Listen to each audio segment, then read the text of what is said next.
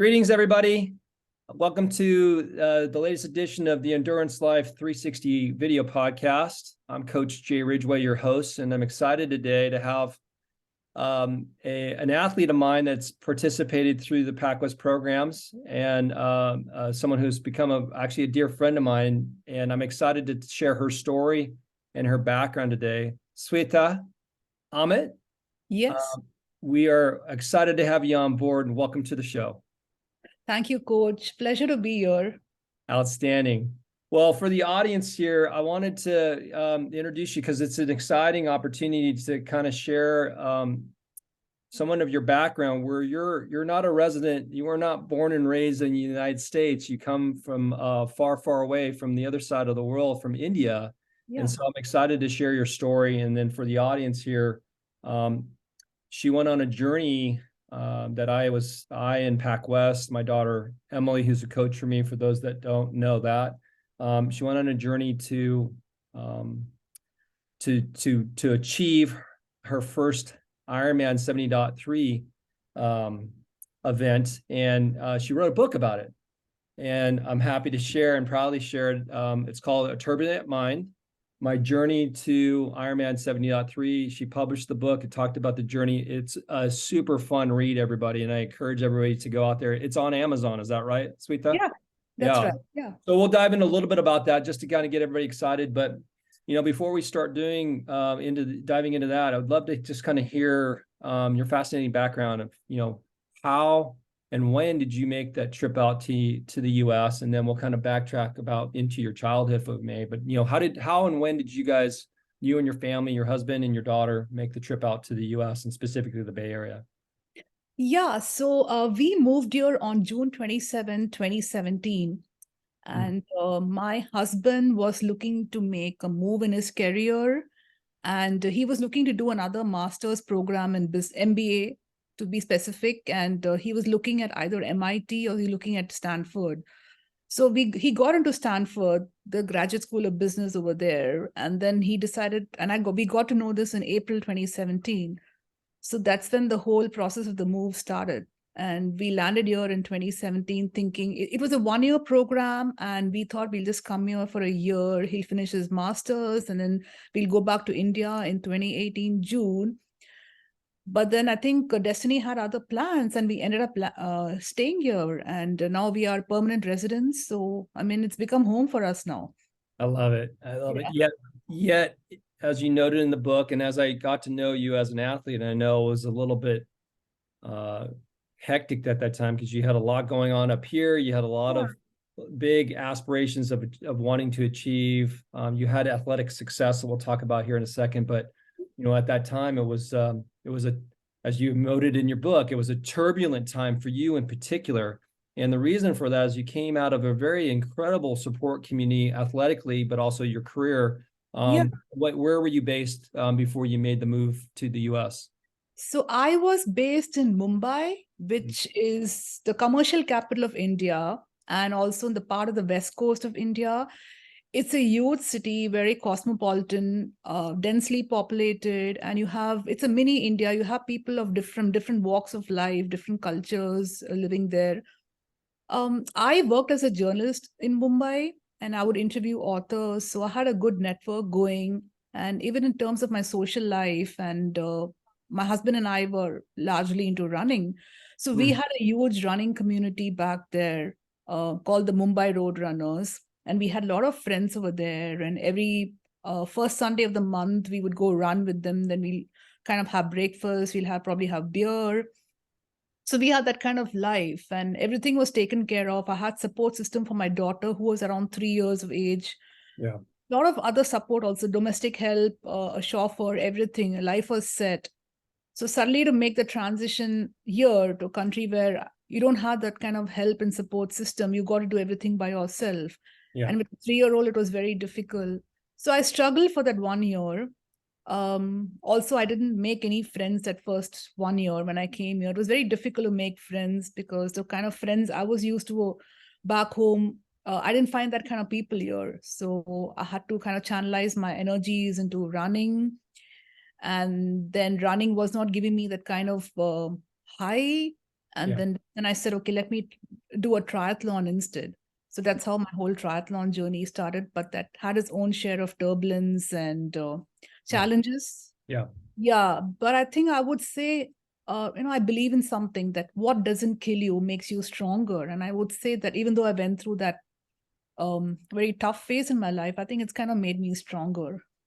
Yeah, so fascinating. As I got to learn your story, I want to make sure the audience knew that Mumbai Roadrunners Club. Yeah. How large is that club?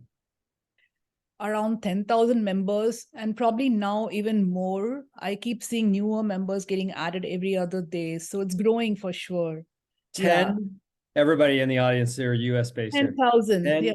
10,000 runners in Yeah. one entity is unimaginable, but super cool. Yeah. That said, flip flop over to you suddenly being planted on the campus of Stanford University, Yeah. which is a world-class prestigious university, which, by the way, congratulations to Amit to getting in there, obviously. Yeah. Tremendous opportunity, which obviously we'll talk probably a little bit about the career and stuff like that both of you have gone on since that, which is now what, 6 years ago? How many years ago is that now? Been 6 years. I think this June 27th, it'll be 6 years. So yeah, Incredible. time flies, yeah. Yeah, incredible. But then here you are, you're torn out. Maybe that's not the right word, but you're removed from that support structure of an organization that has got 10,000 runners. I just can't wrap my mind around that. Yeah. Into Stanford, which is a prestigious campus that pretty much everybody that's on the campus, I would imagine, are laser focused on their careers, laser focused on their education. Probably not the most welcoming community, and not in a negative way. It's just that there's a greater purpose of why you're on that campus. And here you are now completely by yourself in some respects, but also a mother of a toddler. I have my second daughter is now 3. She demands a lot of attention, and I get it. And here you are, your husband's in an aggressive, graduate program, right? And so he's got his laser focus on that. And then you are trying to figure all that out. Describe a little bit about what you were going through on that campus. So I would say the admin department was pretty welcoming, and they also had options for parents, like partners, like people who are not doing the program and were spouse of people who are doing the program were called partners. So I was a partner, and they had opportunities for partners to take up courses in Stanford Continuing Studies. Yeah. That's when I decided to try my hand at writing. So I took up some creative writing courses over there. And the book is a result of the culmination of all those classes I took back then. Yeah. So I kind of try to channelize my mind in a most productive manner. So those classes kind of introduced me to a very different kind of reading list that I never read back in India. It kind of exposed me to different kinds of works by different authors. Yeah. Which is very nice. It kind of made me experiment with my writing style. So those were the pluses. But in terms of community, I think I've realized one thing after coming here. Like with some people, you don't click the way you expect to. And I could click with many people in the program. I think it wasn't because they were focused. It wasn't that. If they were serious, it was fine with me because I'm a serious person too. I think it was more about the fact that they had other things in mind. They were, I would say, like I mentioned in my book, they're pretty frivolous. Yeah. Right. I would say they were serious. And if they were looking for something else in life, and I was looking for something else, and those expectations did not match. And me being a mother, I'm also interested into sports, and I didn't find other mothers sharing the same interests as mine. So with that, there was a gap. Yeah. Yeah. And it's fascinating to me. So, and you said you made the transition, like running, just like we talked about in the pregame, before this. It's an integral part of me. I've been doing it, as you now know, since I was 11 years old. So you are built like me, where if you don't have that running component, you're off. You're not right. And so yet you were running, but you didn't have that strong community, the friendships, all the camaraderie, the support structure there. So it was definitely I don't know if it's a void, if is the right word or not. But then, what triggered you I mean, did you know about triathlon prior to you making that decision to go in? And what was the sort of the trigger point to say, I'm gonna take on this crazy swim, bike, and run thing? How did you get to that decision?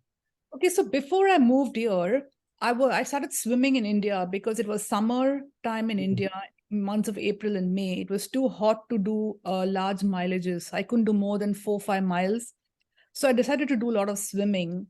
And then I spoke to one of my coaches there. His name is Vivmin, and he's done a couple of many half Ironman races. And he's a great biker, great swimmer, great runner also.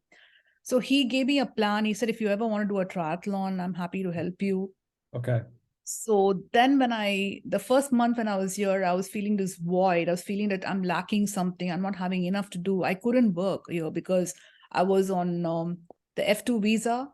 So I could only take classes. I couldn't even do a full-time degree because of my visa status. So I Got had it. something to keep myself going.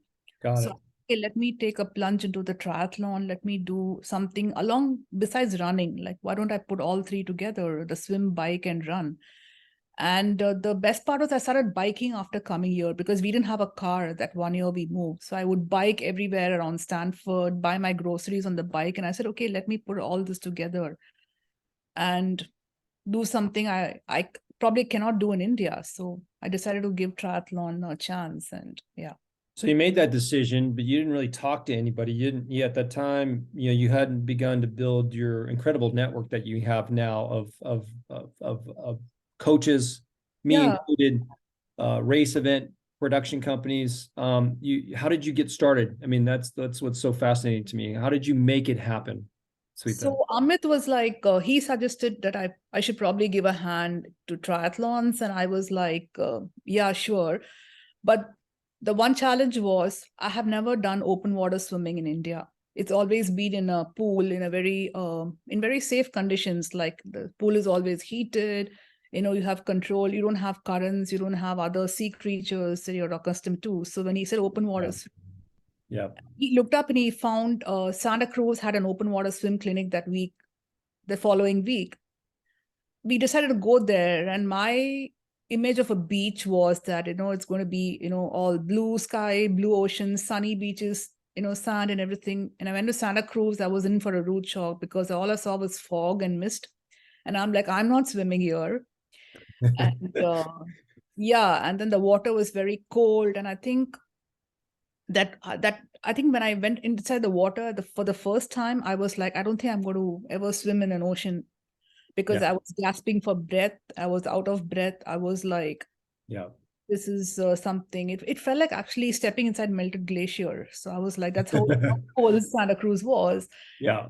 But then I think I would say kudos to Penny, who was running Finish Line Productions there, and she was in charge of the clinic, and she said that you'll get there. She knew how it felt. Yeah. So yeah, I think that was my try Santa Cruz, my first triathlon, and that always remains special. Yeah. Yeah, Penny Bennington, race director, been doing the Tri Yeah. Santa Cruz for many years and has done a phenomenal job of supporting a large beginners community, if you will, through her events, and really an invaluable resource to a lot of the local Bay Area athletes. You included, obviously, you're a huge success story, and she was a big part of that. And I know she's heavily mentioned in the book as well. So kudos to you, Penny, if you get a chance to watch this. That Yeah. said, let's kind of talk about, so what was the journey? Because you made the commitment that you're an on and off switch athlete, right? You're either committed or you move on. And when you make that commitment, and I've gotten to know you over the years, obviously, you started going through the regimen. Okay, getting your training in. You were working with Coach Viv in India, but he was scripting and working with you, so you were across the world coach, scripting out. You're following the training discipline, but you started registering for races, and which I give you 1,000% credit to. Not every athlete, now it costs money to do that, but that is a tremendous way to force you to learn, because a date does not slip when there's a race date. And the start time, the gun does not stop. Yeah. and delay, it goes off at a certain time, and you have to get to the start line, you got to get to the finish line. So you started doing that journey. What was the first series of races that you did, and when? The first series of races, 2017, I did the Tri Santa Cruz. That was my first sprint triathlon. Yeah. And that was such a memorable experience. And I mentioned in the book that, I didn't know there's something called the timing chip that's supposed to be worn around your ankle. And I remember crossing the mat before my swim started, and I was happy. I said, "Oh, here I am doing my first triathlon." And they called me and I said, "Where's your timing chip?" And I was like, "What timing chip?" And I remember the race director was standing there, and I was in tears. And I said that, I didn't know there's supposed to be, I don't know where my timing chip is. And then he said, "No, just go." And I said, "This is my first race. I've come from India." And he was so kind about it. He just said, "Okay, go ahead, no worries." And he took down my bib number, and I went and did the race. Yep. Um, Yeah, and he manually recorded you, right? He manually recorded. yeah, Love it. I I love it. I love that, because I know normally they don't allow you to go without the timing chip, and Yep. I think kudos to them for doing that. And that's why it's very memorable. Yep. I did the mermaid series again. That was my first Olympic distance, Yep. and I had a bike accident 3-4 days before the event. I fell off my bike while cruising downhill, and I had this a lot of this bruises on my right knee and arm. Yep. But then the doctor said, if you're feeling fine, just go ahead. So I did the whole Olympic with a bruised arm and knee, and that Yep. was also very memorable. Yeah, We, was that also this Carlos's organization, another wonderful race director specific yeah, to the women's side of the Mermaid Triathlon Series was women's only. Tremendous following to do runs and triathlon. So big shout out to those guys. Again, a necessary and valuable resource to Bay Area athletes and those that come in to travel. Was that also in Santa Cruz open ocean water? Capitola, yeah, Yeah. Capitola. Capitola. Yep. Right. Right. It's Right. such a pity that the Capitola is still under repairs after what happened this year, and my Yeah. heart goes out to them. That Yeah. feels like home, because I think I earned my title of being a triathlete there. So it was very devastating to see the whole war split into two. And Yeah. I'm With the praying weather. and hoping that things become better. But the Mermaid series is not happening this year. It's happening only in 2024 because, again, Yeah. the flood damage and everything. So Yeah, yeah. The event production industry has gone through some really tough times with COVID and the shutdown. I know we'll talk a little about that about here in a second. But you make it through a sprint distance. You make it through your first Olympic distance. Olympic, Congratulations, by the way. And I think I mentioned that face to face when we started working together at some point here. What happened after that? Where did we go through after the Mermaid? after the Mermaid, of course, the tri season was over. So I focused a lot on running events. I did the Golden Gate half. I Yeah. did the Monterey Bay half, and they were beautiful routes. I Yep. did the hot chocolate run. So I kept running. I kept doing trail running. Yep. I did a couple of double racing with Bob Anderson. He's a Yep. founder of Runners World, and he had this thing called double races, the Yep. double runs. So I did a couple of those, Yep. and then he had one in Palo Alto in March. Yep. Of course, I think at that point in time in March, I did the duathlon by USA Productions. They had one in Morgan Hill. Yep. I did that. I did the Half Moon Bay where I met you for the first time at the clinic. Yeah. Yeah, I think when you did 18. when Yeah. you did the duathlon, I think I was race announcing that day, but I was not a coach to you at that point. I was just the guy, the voice behind the mic. But yeah, and then you came into the picture. At that point, I was working as the race announcer for or the voice for USA Productions, but I also was putting on clinics, like pre-race clinic stuff. So let's talk a little bit about that, just to kind of just briefly kind of show the connection here. Yeah. Yeah, so how did that go in terms of that experience? So I didn't have so much experience swimming in open water. So the best part was most of these events are signed up for. They had like swim clinics prior to the event. So the athletes, the participants have an idea as to what kind of course they're swimming, and they get a preview about the course. Yeah.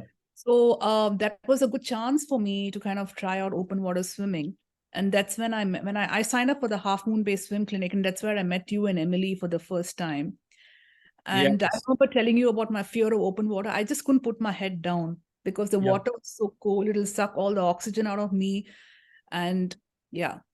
Yeah, now you're jogging my memory now that I think about it. Yeah. We didn't even talk about this in the pregame. So this is 2018, March. 2018 April. Yeah. Yeah, and the month prior, early March, I had an accident and broke my wrist.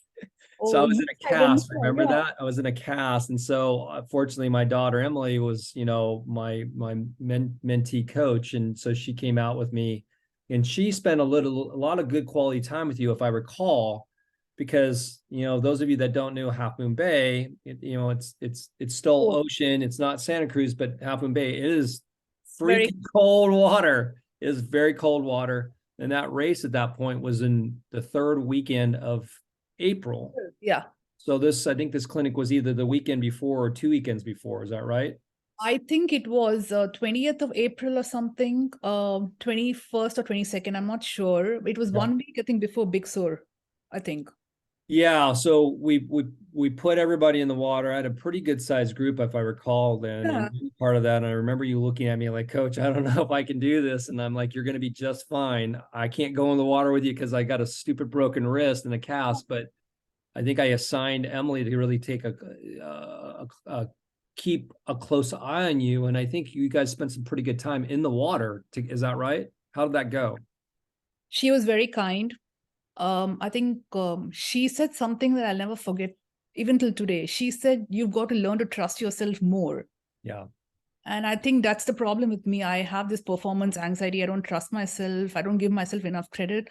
But her words rung through, and I was like, this is something somebody's never told me ever before. And I think Yeah. she's very patient, very kind, very considerate.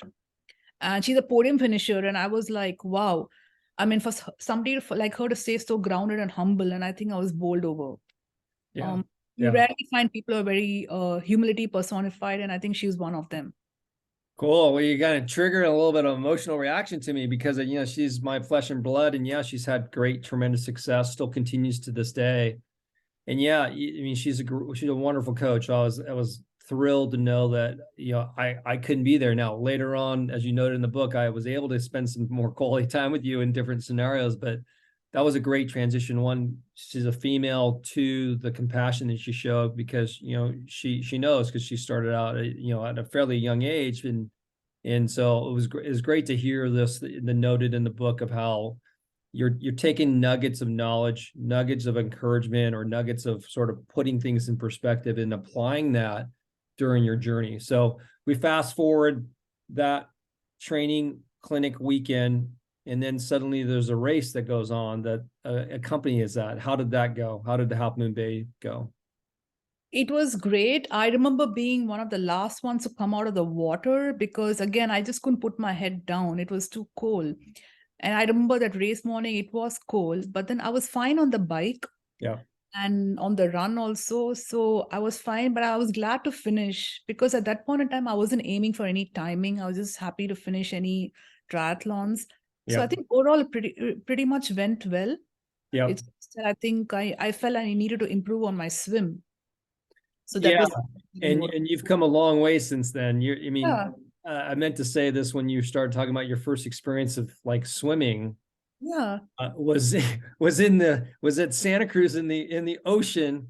That's not unusual, and the majority of triathletes out there, they usually go find a nice calm lake that may be even warmer and yeah, effective to learn it. You went into the hard option, which was yeah. Pacific Ocean, and kudos to you for doing that.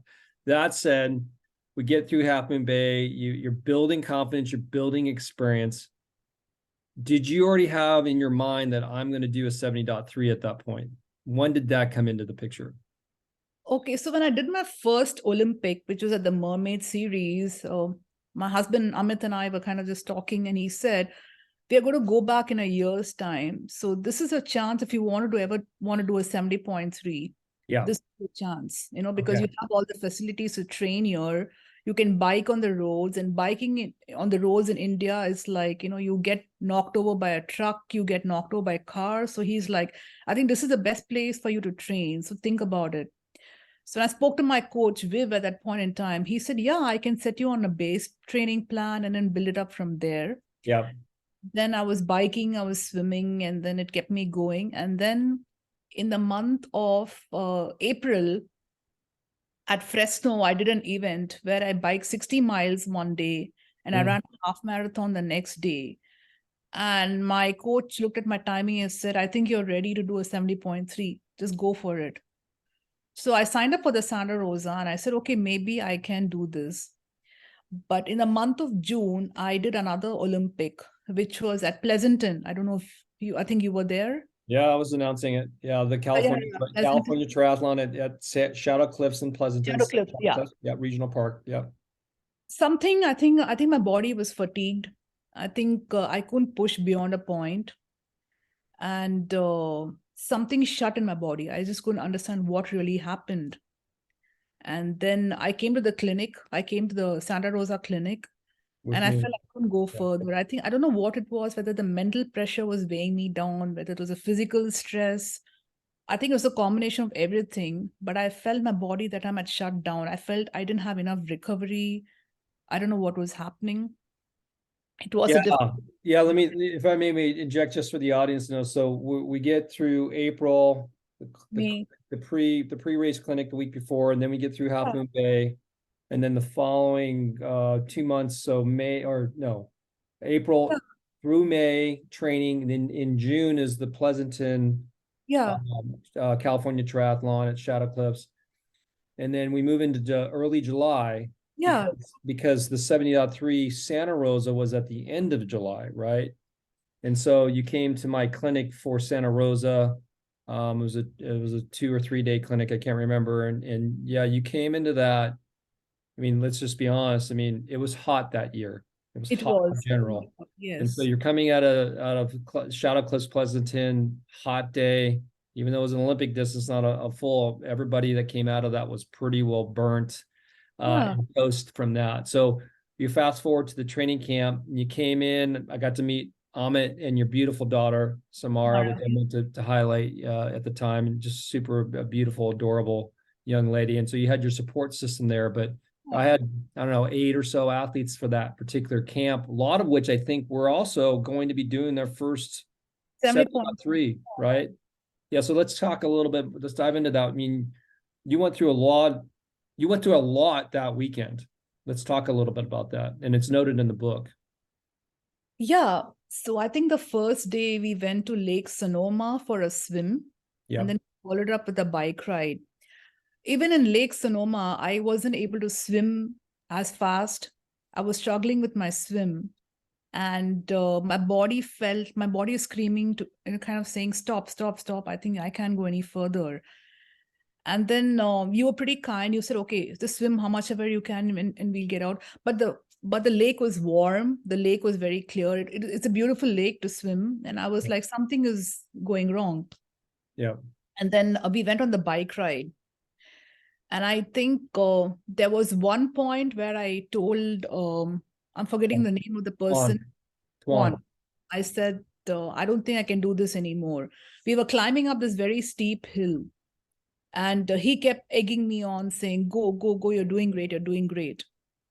And I remember I didn't have proper nutrition at that point in time. I didn't have Yeah. my Gatorade, I just had water. And I was like, and we spoke about it later, saying, I think I need to kind of recheck on my nutrition aspect. So we were going at this point where it was very steep, and I was like, I don't think I can do this anymore. And I gave up. And then I think he called you from there and he said, I think we are good to go. So I got in and then I decided that maybe this Ironman is not for me at that moment. I was fatigued, I was exhausted. And I was also disappointed because I felt I was letting a lot of people down. People like you, people like my coach Viv, people like Amit and Samara who had immense belief in me. Yeah. But I felt that was the right decision. And I said, maybe this is not for me. Maybe I should continue doing more Olympics, kind of improve on the transition, improve my training, and then aim for an Ironman sometime. Yeah. Yeah. Let me add a little color to that from my perspective on that. And when Swetha came to that camp, and I had already gotten to know you from the prior clinics, right? And obviously being race announcing, and so proud of you crossing that finish line at Half Moon Bay. I remember that calling you in on that. But she came to the camp. It was a super hot weekend because it's the summertime. It's freaking July in Santa Rosa, right? And so you're out there. You have this concerned look on your face, and the team I had there was actually really great. Tuan Ha had been an athlete of mine for many, many years. He was a beginner athlete.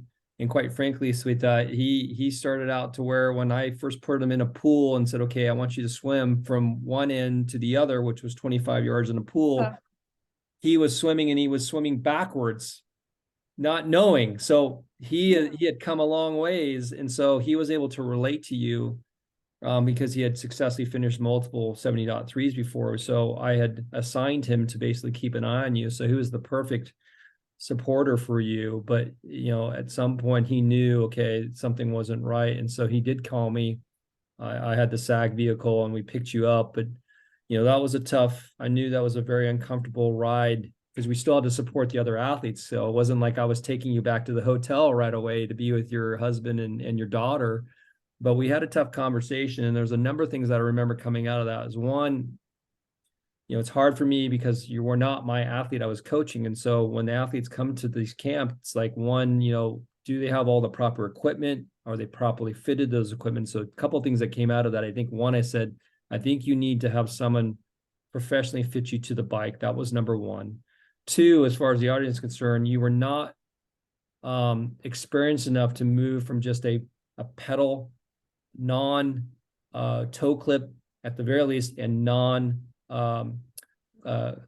clip in cleat system. You were basically doing the push down with no pulling capability, and you were on a flat pedal system there, which made it very difficult. You made it harder on yourself by trying to climb Chalk Hill, which was the iconic climb. That's right. Chalk Hill was the iconic climb in that race.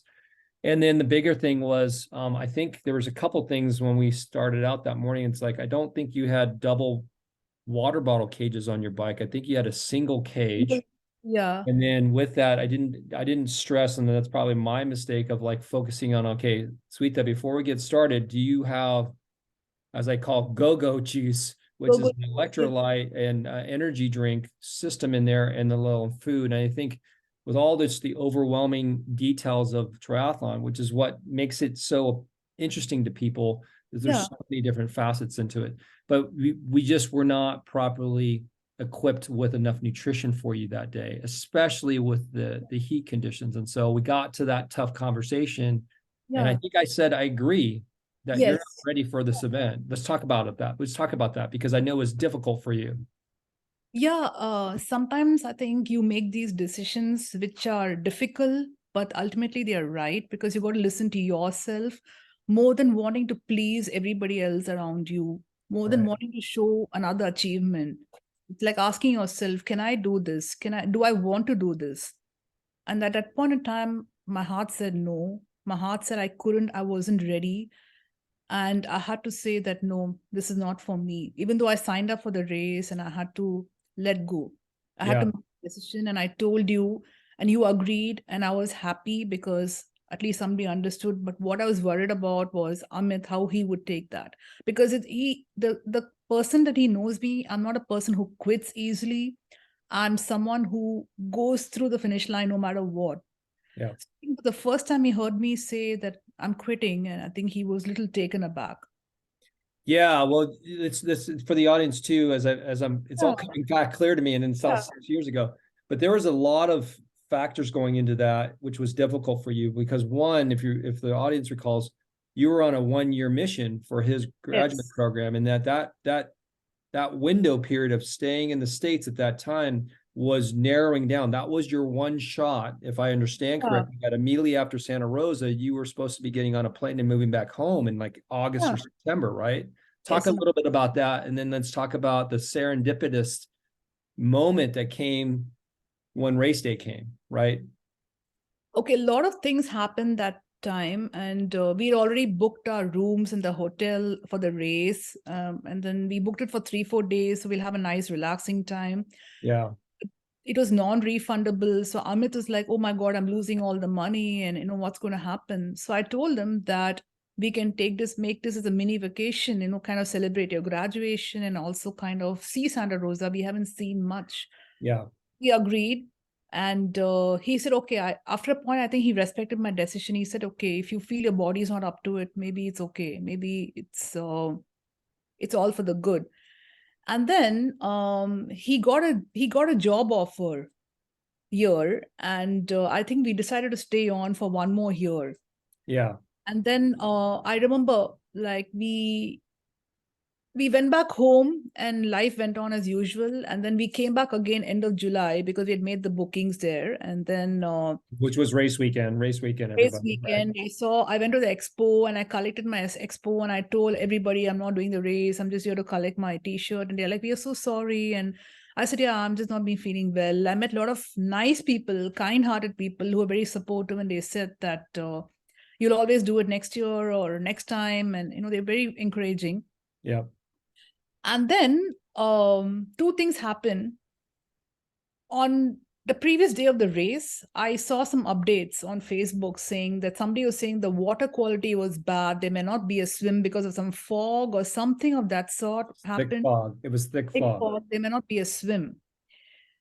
I think something snapped inside me, and I showed this to Amit and I said, look, I think the swim is not happening. He said, why? I said, there's fog. And he said, interesting. And then and I understand that normally when you do an Ironman race and a swim is not there, it's not counted as a full Ironman. That's what I understand. And then he told me one thing. He said, if you had done this race, you wouldn't have had the swim. You would have just had the bike and the run, and that wouldn't have felt like doing an Ironman. So maybe it's a good thing you didn't do this one. Yep.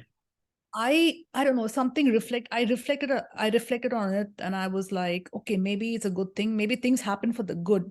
And I Yep. always believe something doesn't work out, it's always for the good. Yep. And then suddenly I had this spike of energy. I had this message from this universe, and I don't know, something happened in Santa Rosa that day, and I was like, I think I'm ready to do the Santa Cruz triathlon, Santa Cruz Ironman if I'm here. And then a lot of things came together. I mean, that was where I started my triathlon journey. I did my first sprint, I did my first Olympic, and I'm like, maybe I'll do my first Ironman. It was just this crazy thing, that serendipity, that message from the universe. And I don't know what was going on. I told Amit, I'm signing for the Santa Cruz Ironman. I think I'll do this one. He's like, are you sure? I said, yeah. And in the hotel room, I signed up for the Santa Cruz Ironman, and I mailed Penny saying, I want to come and attend a swim clinic. Are spots still available? She's like, of course. That was like the following weekend or two after Santa Rosa, right? Yeah. Yeah. And So just to kind of help with the audience here. So you had all these things, the moons and the stars were suddenly, at one point, they were just randomly spread apart. And there was a lot of confusion, yet all of a sudden you had this moment of where, and again, I'm kind of describing this for you so you could correct me if I'm wrong, but they all came and suddenly they aligned in a perfect formation for you to say, this was supposed to be my one shot before moving back home. I was supposed to do the Santa Rosa 70.3 the end of July. You pulled out, yet you still go to the race weekend because you couldn't get a refund for the hotel. You had all this stuff, and then at the same time, Amit got this notification that there's a company that wanted to hire him that would keep him in the U.S. to help have presence in the U.S. It was like an unbelievable situation that you would yeah, get your mind around and saying, wait a second, I get to stay. yeah, And then you came to the conclusion, like, now that I get to stay, I can continue my journey. And that you had all this unbelievable race experience and training experience in Santa Cruz. And suddenly you realize there's a 70.3, July to August to September. So right. 6 weeks, right? 6 weeks. Yeah. And you made the decision in the hotel room in Santa Rosa, you registered for the race. Is that right? Yes. I don't know. It's one of those craziest things I've ever done in my life. And suddenly it's like I was going through this tunnel of darkness, and I suddenly, when a swim got cancelled, I saw this ray of hope. I saw light at the end of the tunnel, and I was like, maybe I'm meant to do Ironman. Maybe I'm meant to do Ironman 70.3, not in Santa Rosa, but Santa Cruz. Yeah. It's like a circle. It all comes together, right? Like my first sprint, my first Olympic, and then maybe I'll probably have this grand finale at Santa Cruz again. Yeah, it was. It was a perfect alignment of that. And I think when somehow, some way I got wind of that situation, because you shortly thereafter, I think, went down my list of like, okay, is Coach Jay got a training camp? And I happen to have a training camp in August, I think 2 or 3 weeks out, or maybe even a month out. I can't remember what it was, probably 3 weeks out typically from Yeah. the race. And so was there something in between that period of the Santa Rosa? You did the Penny's swim clinic, right? Was there any races that you did during that time before the camp, or how did that go? Okay, so I did Penny Swim Clinic in August and thinking I'll do the Tri Santa Cruz, the Olympic distance as a training for my Ironman. Yeah, Unfortunately, I fell sick uh, that weekend. weekend and I Yeah, couldn't do the race. Then I wanted one more Olympic to kind of get me into the groove, to get me into the practice. So I signed up for Oakland that's right. next week in August. I know Santa Cruz was on August 11th, and then this was on August 18th or something, if I'm not Yep, mistaken, the that's right. Oakland That's right. Triathlon. Yep. I So I was said, race okay, let me announcing. try. I was Yeah. race announcing. Yeah, exactly. And the Oakland Triathlon, funnily, I had not attended a swim clinic. I had no idea how the logistics worked. I was in for a rude shock when because I didn't expect such a long transition. Yep. I was like, oh my God. But that was a good experience. I think that built my strength to a large extent. Yep. Gave me a lot of confidence to do the 70.3. Yeah.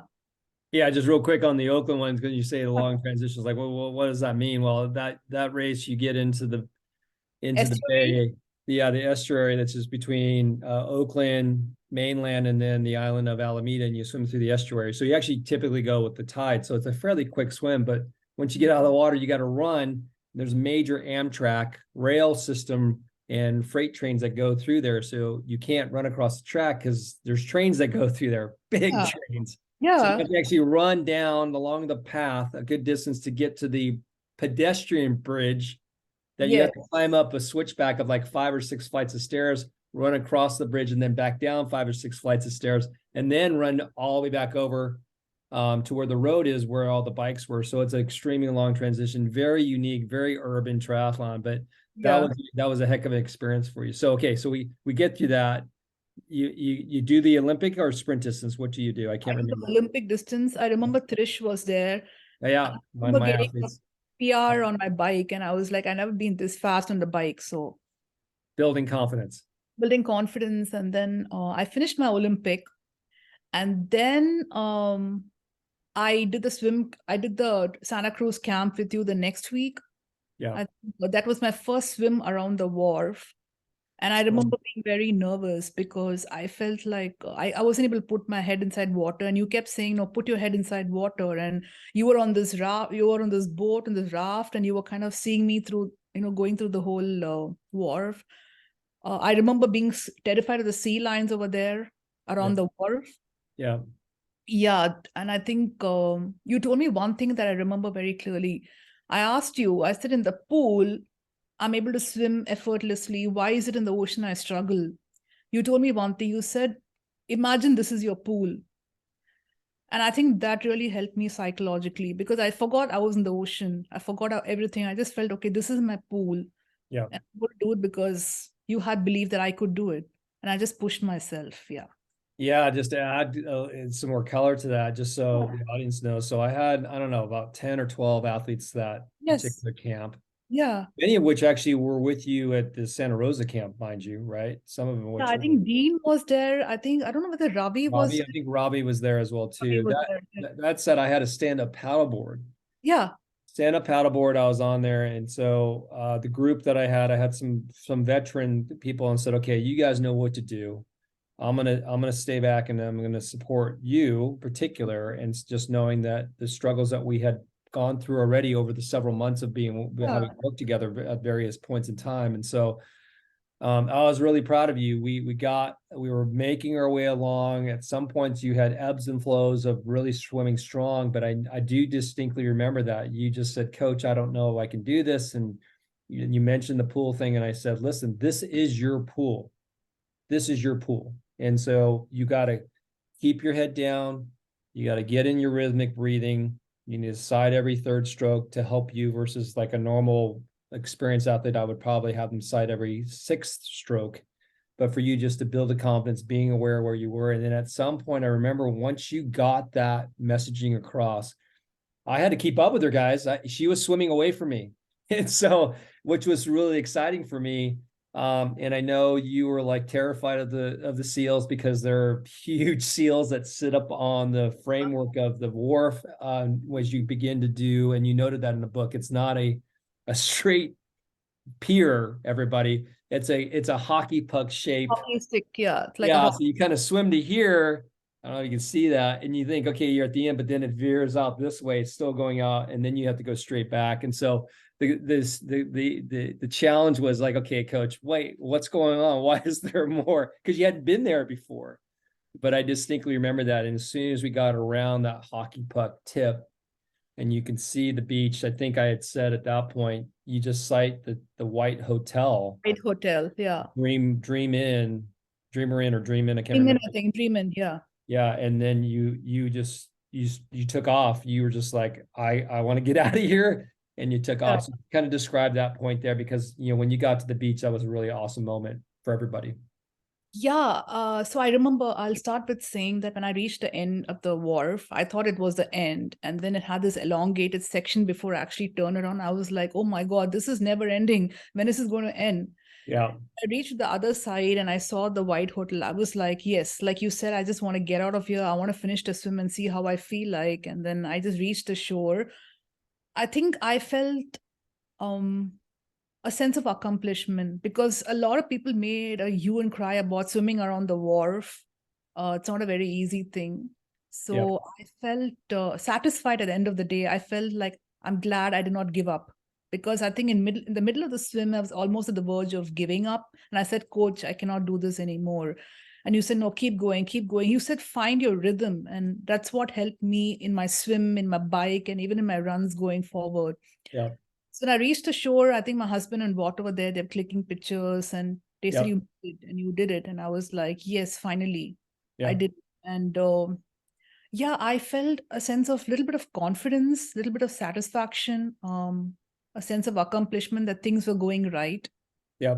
I felt I could do it. I could just manage to swim somehow. It gave me some. Yeah, yeah. And so just it's sensitive to time here, because I know I want to get actually into the race here, but you were not fully satisfied, if I recall, especially note in the book that you had accomplished that one swim around with me supporting you. Yeah, And then, not to discount, you went on and you did the bike ride, and you did, I think, well, I didn't have you guys do the full half marathon that day because that was a lot, but you did like 3 or 4 miles of that. So you accomplished what I wanted all the athletes to accomplish at the camp. I think we had a wonderful lunch all together, and I know yeah. you were had a glow about you when we all were sitting down, which was what I wanted and had goals for you to achieve. And so I personally, unknowing to you, felt like I did my job right as a coach. And so I was like, okay, she's on the right track. This is extreme, unlike Santa Rosa, which was 4 or 5 weeks prior, or 5, 6 weeks prior on the camp. We know how that conversation, right? It was Yeah. tough love at that point. So fast forward to the preparations for actual race weekend. I think you did some extra training on your own with some friends, right? Talk a little bit about that. So I remember after the swim with you, the first thing I told you was, I think I'll make the swim cutoff. And you were like, you will make the swim cutoff. Of course Yeah, you that's will. right. And I think you had a lot more confidence in me at that point in time than I did. So, but I still felt I would, one more swim around the wharf would help me. So I kind of got in touch with Team Asha, Mm-hmm. coach of Team Asha, whom I had met in Penny's clinic a while back. And he set some people up and he said some people from his Team Asha were going to swim around the wharf. So maybe you can join them. Yeah. So this was on Labor Day weekend, I remember, Yep. a week before the race happened. So I Yeah. went with these guys and I told them the same fear that I'm scared of open water, I'm scared of the cold and everything. Yep. And I swam around the wharf and I did better. And I was like, okay, maybe I'll make the cutoff in 1 hour. The cutoff time for the swim is 70 minutes, but I thought I could do it at least in 1 hour. And I felt a lot more confident. I felt geared up. I felt excited. And I felt I was ready at that point in time. Yeah, and just to, again, if I recall correctly, I mean, it's so those of you that don't know, in an Ironman event, there are cutoff times, and so for the Yeah, half Ironman, it's an hour 10 minutes. yeah, Like when you and I were together, and I was supporting you that training camp weekend, you did that in like 51 or 52 minutes, which is like yeah, plenty of time. That's why I think I said I was like looking at you like, what are you talking about? Of course you're going to make the cutoff time. And then you did that with the non-support with those other athletes that you were hooked up by Coach Robbie. Is that Oh, his name is Coach Rajiv Char. Yeah. So Coach Robbie used to coach for me back in the day when I launched our San Jose program in relationship with Rock and Roll San Jose. So a fun little tie-in that you had reached out to what used to be one of the coaches for Pac West back in the early days. And so it was great. He got you a couple of athletes of theirs that you did not know. You basically became friends after that, right? They were doing the same race and stuff like that. And then I think you did like 55 minutes or 56 minutes, right? Think it was 59 minutes. Yeah. Okay. Okay. Yeah. That said, you were well within the range of what you needed to be. So we get to that confidence builder. And so let's dive into the actual race there, because it's one thing to do a training camp, 10 other athletes or whatever, however many I had there. It's another thing to do a workout with three other athletes. Yeah. And then suddenly race morning, there's 2,500 athletes. It's a different feel. It's a different energy, and it's a different experience swimming, biking, and running. So let's kind of forward into that. What happens on race morning? It felt like actually going in for my final exams in university, the same feeling, the butterflies in my stomach. It's almost felt like a do or die race for me. University exams, your future is determined based on your grades. And I felt the same feeling back then. And I couldn't eat anything that morning. I prayed. I have a little ritual before every race. I pray to Lord Ganesha, Hindu god whom we pray to before, because he's supposed to be the remover of all obstacles. So we always say a prayer to him before we do anything, so that the things go on smoothly. And I wanted this race to be very smooth. I didn't want a flat tire. I didn't want to choke on the swim. Yep. And I just muttered a prayer. I went out there, and I spoke to a lot of athletes. And, they also shared similar fears. Like they said, oh my God, I haven't done swimming in some time, or some of them hadn't been biking in some time. So they kind of expressed their vulnerabilities, and it helped me relate better, help me feel better that probably everybody is going through something similar to what I was going through that race morning. Yeah. And I went and did a warm-up swim. I saw so many athletes there. I think it was like a party. You have people on paddle boards. You have a lot of support there. So I think the race day, I would say, is much better than when you're doing training, because you have a lot of support. You have a lot of people cheering for you. You have a lot of people on the boat saying, great going. Yep. Yeah, I think it's the warm-up swim was great. And I put my head down for the first time in any triathlon event. Then I just found my rhythm. I just went smoothly, and I said, I'm going to do this. I'm going to do this for Coach Jay, not for myself. Oh, stop that. No, that's not true whatsoever. Yeah. No, because I know. Yeah. So I felt like if I can do this, I can do this for Coach Jay. And I just kept going. I kept going. And then, when I kind of got out, somebody said, congratulations. And I was like, and then the whole fact was like, oh my God, this is the Ironman swim. Yeah. The Ironman swim, So I had all these kind of things playing in my head. So it was wonderful. It was just like, I felt I had done something in my life, that when I came out of the swim, I felt I've done something in my life. Yeah. Yeah. Well, that said, you got out of the swim, but it's a triathlon. You still got to bike and run. So, and that transition is it's a decent long transition. And you talked about transition for Oakland, but you got to run up the hill. Depot Park is, about probably not quite a full half mile away, but close I think to 0.4 miles. That's the yeah. distance from Cowell to Depot Park. Yeah. Yeah. 0.4 miles. Yeah. And so quickly you get on the bike. You've experienced that course before, maybe not the full extension, because the Olympic distance, you don't go quite as far north on Highway 1. You go through that, and what's going through your mind at that point? Because you can see the light at the end of the tunnel, right? Your goal, your lifetime goal, your thing that you've sacrificed so much with your family. What's going through your mind at that point? So when I came out of the swim, I met Penny. Oh, sweet. Nice. She's like, good job, girl. Just go kill it on the bike. Nice. And her words were like this spike, felt like a spike of Gatorade. And I was like, okay, I can do this. And I just kind of mounted my bike, and I was like, oh, this is home. This is Santa Cruz. Until I reached Davenport. Beyond Davenport, I found a lot more hills, a lot more challenging hills. And at one point, I felt I was slowing down on a bike. And one point, I felt that I was not going to make the cutoff. Then I finally reached Pigeon Point Lighthouse, which is a turnaround point Yep. on Highway 1. But I remember admiring the coast because I had ocean views to my left, and all I was like, oh, this is such a beautiful route to bike on. And I was like, I'm blessed to be here. And when I reached the halfway point at Pigeon Point Lighthouse, the guy said, catch the tailwind and go. You got to go faster than you came here. Just catch the tailwind and go. Yep. And I, at that point in time in my head, I was like, okay, if I don't make the cutoff, at least I came this far. I didn't quit. I've tried my best. And then on the way back, the 28 miles on the way back was all downhill. It was like the tailwind, it was faster. I wasn't fighting headwinds like I did when I was going the first 28 miles. Yep.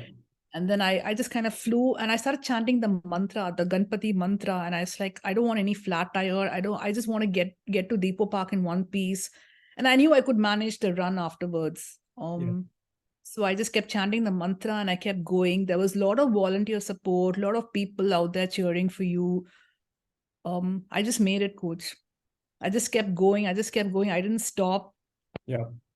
I just Love kept it. going and I reached Depot Park.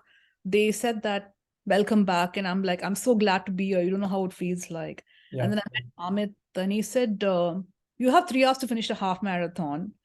And at that point in time, I was running 2:10 and 2:20s, my half marathon. So I was like, okay, I have good amount of time to run. Yep.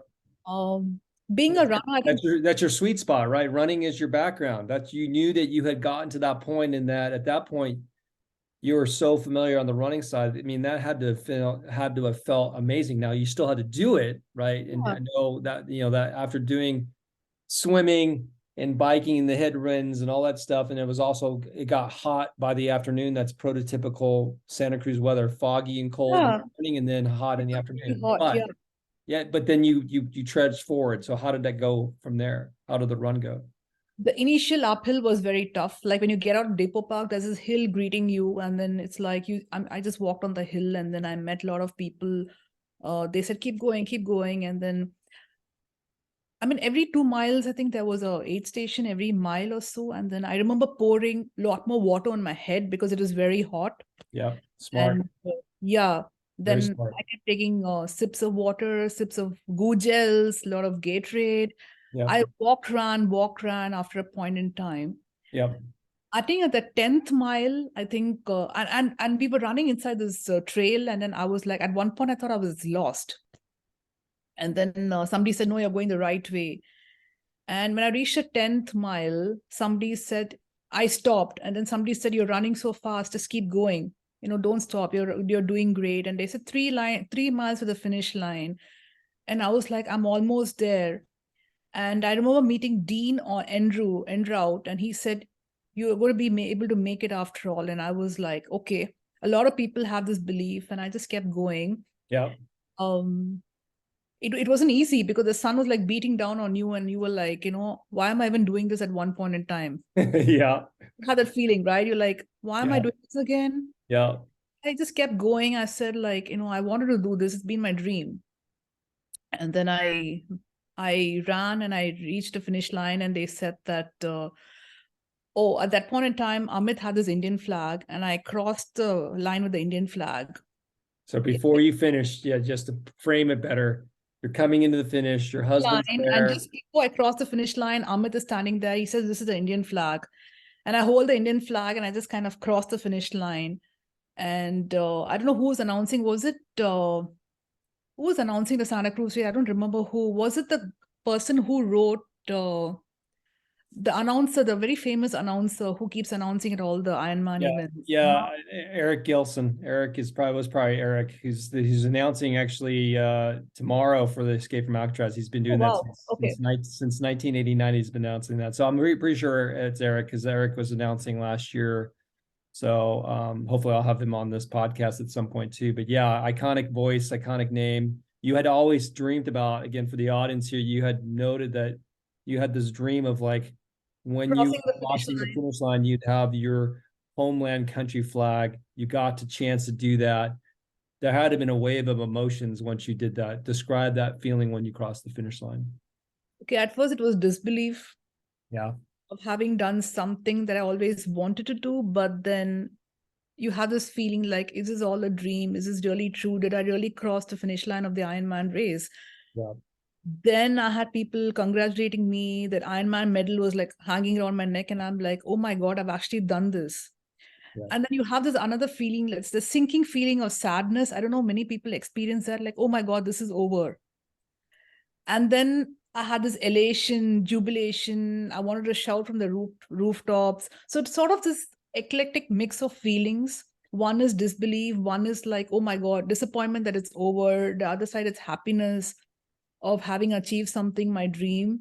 Yeah. But it was unbelievable. It was like, I want to keep doing this over and over again. Yeah, this is not the first time. Normally, I told myself at one point in the race, like, I'm never doing this again. I'm never putting myself through so much torture.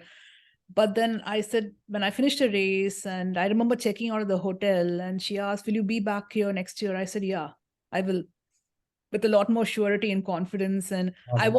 I did go back next year in 2019, and I finished the race and got my PR. So yeah, it's been a wonderful journey. Yeah. Yeah, it's a tremendous experience. Obviously, Ironman World Triathlon Corporation loves to hear that when people talk about during the race, like, why am I doing this? I'm never going to do this again. You cross the finish line, suddenly it's like, this is the most amazing experience and I'm going to sign up again. Ironman loves to hear you say that.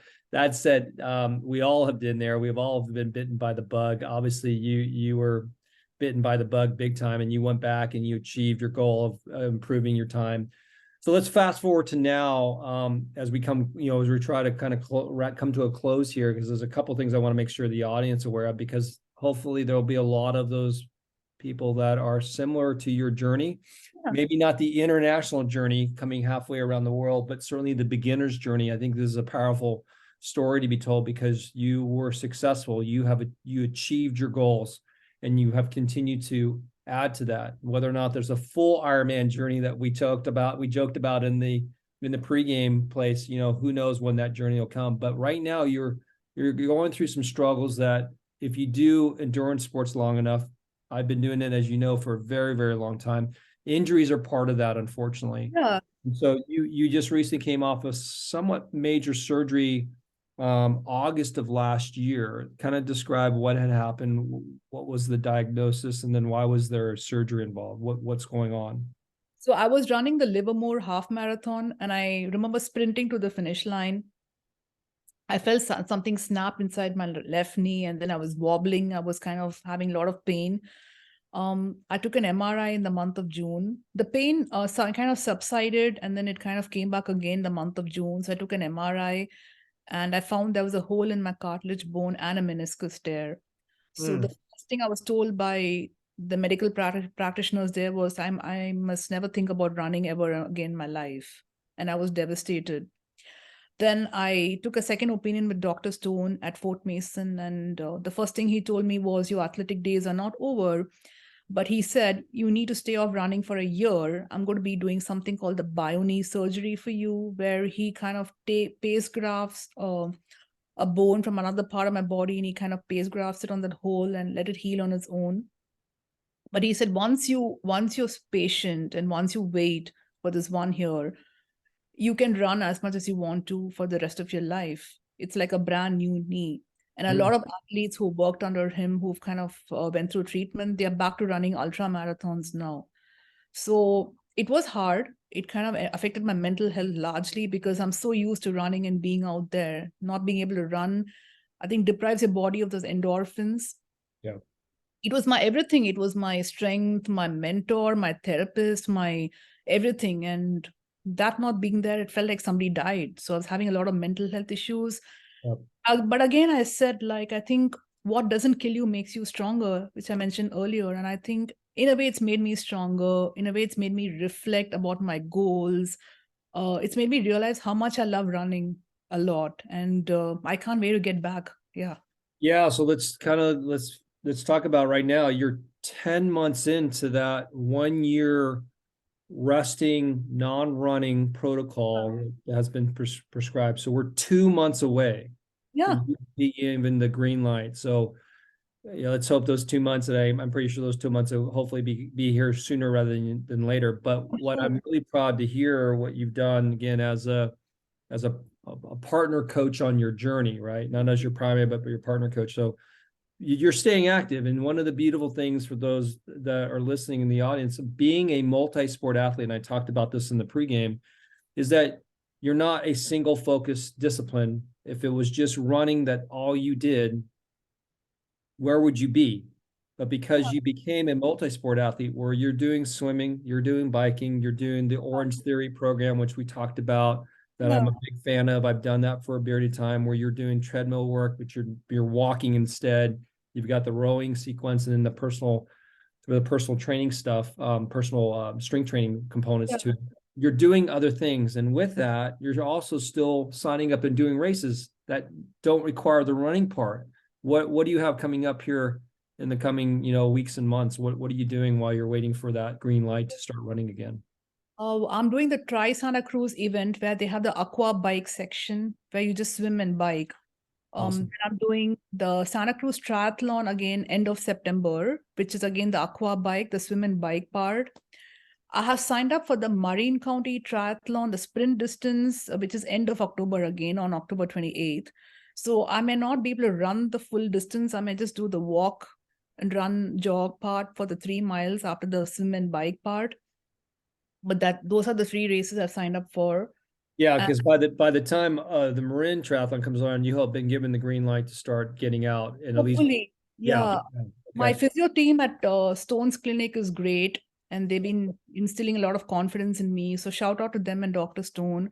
I've also been doing the master swim team, the master swim meet at my club in UC Palo Alto. So Coach Pete has been wonderful and patient, correcting all my strokes. And then I have a lot of trainers in UC Palo Alto who've been helping me, like Janelle and Roberto. So shout out to them as well. They've been pretty supportive and helping me strengthen my knee, and I feel a lot better. So yeah, these people have been amazing. I've had amazing people around me. Yeah. Yeah, I was just going to say that, and the audience that's out there, especially those that are the beginners that may eventually wind up getting a chance to watch this amazing video and your story, building that village of Yeah. supporters from just family and friends to teammates, but also the medical professionals, the experts, the coaches, the medical professionals, the suppliers of equipment, things of that nature. Building all that is a crucial piece to being successful as an endurance athlete, whether you're competing at the highest level or if you're competing at, yeah, I'm just doing this as the quality of life because that's who I am and that's what I want to be. So congratulations to you, Swetha, on an amazing journey. That journey is still continuing today. We just have a little bump in the road with the injury, but it sounds like Dr. Stone and what he has done successfully will get you back not only off the trail or back on the trail, but back on the main road. And your endurance career looks like it will continue to prosper down the road. That said, I want to again shout out to you're a published author. A Turbulent Mind, My Journey to Ironman 70.3. It's on Amazon. Swetha, Amit, please look that up. And I will close on the fact that this is one book, and there are other books destined down the road. And I know you're doing some short story stuff, but you're doing something I think next week. I want to make sure the audience do this because this is not a one and done. Everybody, what's going on next week? So I'm flying out to Ohio tonight. I'm going to a place called Gambier, which is where the Kenyon College is located. So I'm doing the Kenyon Review Writers Workshop, which is for a week. It's a generator workshop where we write every single day based on prompts given to us the previous day. So it's going to be generating new work and Yep. reading your work aloud to the faculty, the fellows, and all the other participants out there. Yep. It's going to be a great experience. I was there last year. It helped me get through a lot of breakthrough about my own stories. Wonderful experience, good support from the community. So I'm excited to go back there again. Yeah, again to the audience, Turbulent Mind, Yeah. wonderful read. I had obviously with this podcast, I got a chance to reread it again. It was a wonderful read in the beginning. A lot of references with a lot of partner coaches, and obviously myself and Coach Emily and Pac West and some of the athletes that are there. But a great read, and I cannot wait for that future book, whether or not that book includes a full distance Ironman, nudge, Hopefully. somewhere down there. But congratulations, all the best of luck with your recovery. And I'm looking forward to continuing to support however way I can in your journey forward. But I'm thrilled that you're here. You've got you guys' green cards, right? So you guys are setting up roots in the US. I'm not losing you anytime soon. Is that Not right? at all. We'll be here for good. Yeah. Okay. I love it. I love it. Well, audience, hopefully you guys got a lot out of this. There's a lot of nuggets of knowledge, especially for those that are, doing your journey similar to Swetha and like taking on this big ominous journey of becoming an Ironman. It's a great story. I encourage you guys to spread the word, get the book, and congratulations once again. Thank you, Coach. Appreciate it. All right, everybody, have a great day. Thanks for joining us again, Endurance Life 360. And everybody have a great day. All the best. Cheers.